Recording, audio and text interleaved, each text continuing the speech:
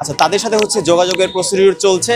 আসলে আপনারা জানেন কিনা জানি না, এই যে ইউনাইটেড গ্রুপ যে শিক্ষার্থীরা যারা ছিল, তাদের মূল যে আন্দোলনের বিন্দু ছিল যে ভিসি পদত্যাগ, সেই ভিসি সম্পর্কে আমরা একটা তথ্য জানতে পেলাম যে বিগত সময় আবরার হত্যার সময় যে প্রক্টোরিয়াল বডি ছিল, তিনি ওই প্রক্টোরিয়াল বডির অংশ ছিলেন। এবং আমরা জানি যে আবরার হত্যার সময় কীভাবে আওয়ামী সন্ত্রাসীরা জড়িত ছিল। এবং আমরা সন্দেহ পোষণ করি যে এই ভিসি কি সে কোনোভাবে কোনো প্ল্যান প্রোগ্রাম করছে কিনা, কারণ এইভাবে শিক্ষার্থীদের উপর পুলিশে হামলা এটা আসলে কখনোই কাম্য নয়। সুতরাং আমরা সন্দেহ পোষণ করি এটা কি পুনরায় আওয়ামী লীগের কোনো কার্যক্রম কিনা।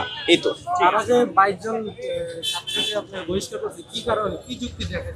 দেখেন, তারা আসলে খুবই কৌযুক্তিক দাবি দেখাচ্ছে। তারা বলছে যে ফেসবুকে তারা নানাভাবে কমেন্ট করতেছে। ভাই, ফেসবুকে কমেন্ট করতে এটা কিভাবে একদম বহিষ্কার করার জন্য যৌক্তিক দাবি মানে রিজন হইতে পারে?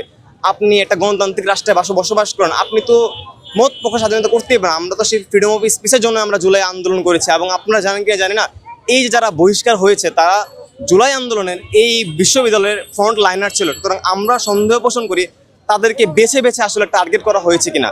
সুতরাং আসলে তারা এই যে দাবি জানালো, এর প্রেক্ষাপটে আমরা আজকে তাদের সাথে অবস্থান করতেছি। এই তো।